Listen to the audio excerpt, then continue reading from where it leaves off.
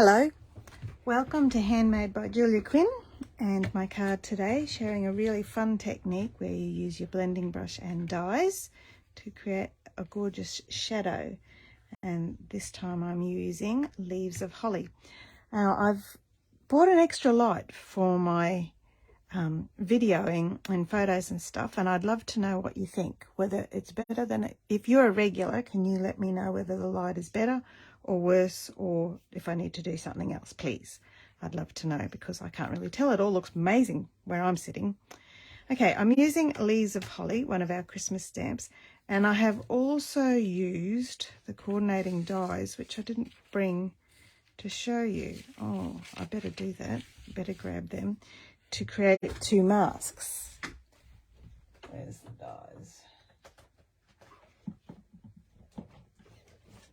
Here's the hollyberry dies. Now they have all of these leaves and the leaf outlines, as well as this great banner and this label as well, and the berries and some little frondy bits as well. Great little set that coordinates really nicely with the leaves of holly. There's also in the catalogue some beautiful paper that coordinates with it as well. I'm going to show you what it looks like in the catalogue. Here it is, 24. So this is the Leaves of Holly suite here. Lots of gorgeous, gorgeous projects, beautiful paper, and then I'm using the bundle here. If you buy it together, you get a 10% discount if you buy it as a bundle. And then some lovely wooden elements and beautiful natural ribbon. So it's very, very traditional Christmas coloured suite, and I'm using very traditional colours here as well for my project. But enough of that. Let's get on to what we have to do. So my card is a very, very basic card. I've got a shaded spruce card base, and shaded spruce I think is a brilliant Christmas colour, and not that I've ever seen holly leaves at all, but I think that's the colour of holly leaves. And then I've got two pieces of cardstock, one for the front and one for the inside, and we're going to do the same technique. And then I've got my greeting and also my die cut label there ready to go.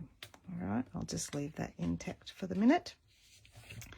But what I'm here to show you is this fun technique. So this will work with any stamp set you've got where you have a coordinating die, outline die for a stamped image. So the first thing I'm going to do is actually stamp my berries first, and then I'll work my leaves around the berries after that. All right, now the berries they do actually have a top, so I'll just stamp them there, and I'm using cherry cobbler for my berries. Again, a super traditional Christmas colour. That's possibly enough, and then some for the inside as well. A couple there and some there. Okay, I'll just wash off that and put that away, and then time for my leaves. I'm going to stamp the large ones in shaded spruce, and this piece here is my inside piece, so I'll just stamp a couple on the edges. One there and maybe one up there. Okay, that's the inside piece. Here's my front piece, so I can add a whole lot more of the leaf here because I don't have to leave any more room for writing a greeting. And one over there. Oh, committed now. And then there's a smaller size leaf as well, and for that one I'm going to use the garden green, just to a bit of difference of interest. And one up there, maybe one through the middle there, one there, maybe one up here as well. Okay, so there's my front piece, and then I'll just add a couple of little leafy, that's probably enough. probably enough. Okay. So now comes the magic. I'll keep the garden green open. Now, with my 2 leaves, I have decided that I'm going to use the garden green on the larger leaves. So you just get, I've just used vellum, just a little piece of vellum paper. Put your vellum mask over the top of your stamped image. Add a little ink. And you actually don't need too much, but it gives this fantastic finish.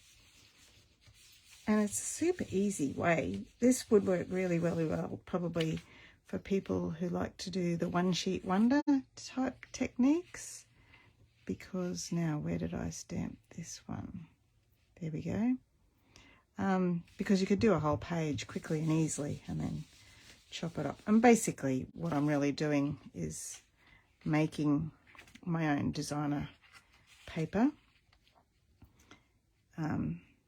Background colour. There we go.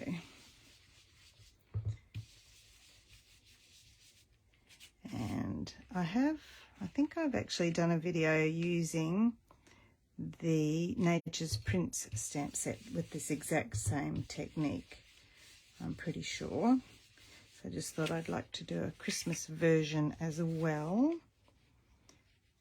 Alright, and I think that's the end of my garden green. And then with the shaded spruce, I use the other mask here. There we are. And you can see the shaded spruce has more undertones of blue in it than the garden green is more of a yellow base, hey? Especially when you sponge it like this, you can see those lovely, lovely blue undertones.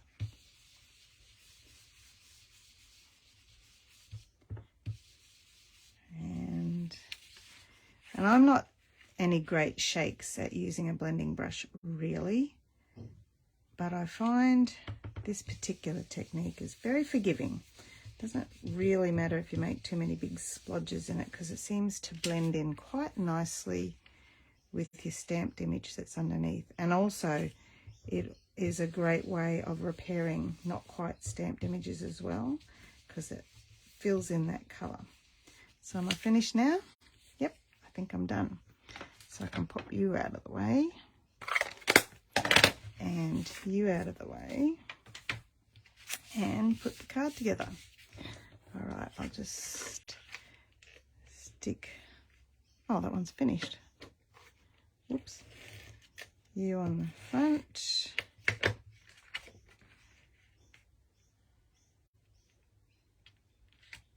There we are. And you on the inside. Oh, I forgot to stamp the greetings. I need to get my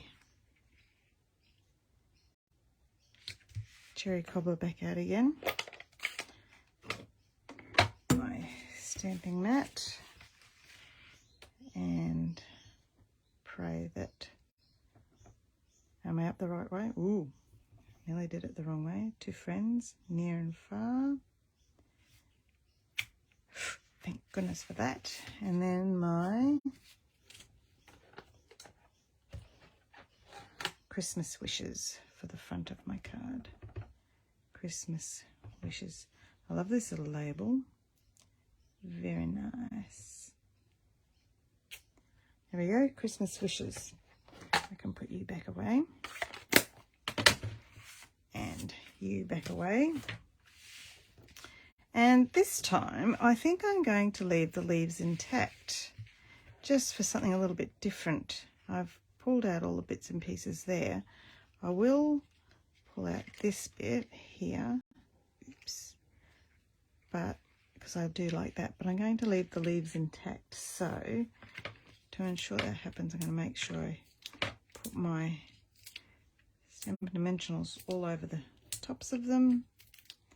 Not that it was hard to pull it out or anything with this red. This is the red glimmer paper that's in the mini catalogue. It comes with 6-inch sheets of red and white. And it's been great. So it's really great for die cutting and punching and background detail. But I thought it was a bit too busy for opening it up there. So you can tell me whether you think I'm on the money or just talking through my hat. Okay, Christmas wishes. And my final touch is some Wink of Stella to sparkle the berries. Or the other thing that would be really, really cool with the berries would be some fine tip glue pen that dries clear in sort of a 3D effect and shiny. That would be really, really gorgeous as well. Or clear embossed berries too would look super spectacular. Oh, what a shame. I thought of all those brilliant ideas when I finished my card. Okay, there we go. There's my card for today, showing you that great masking technique using your blending brush and your coordinating stamps and dies. I put a lot more leaves on that one, didn't I? Thank you for joining me. I'll answer all your questions as soon as we're finished. I'm glad you were here. Bye-bye now.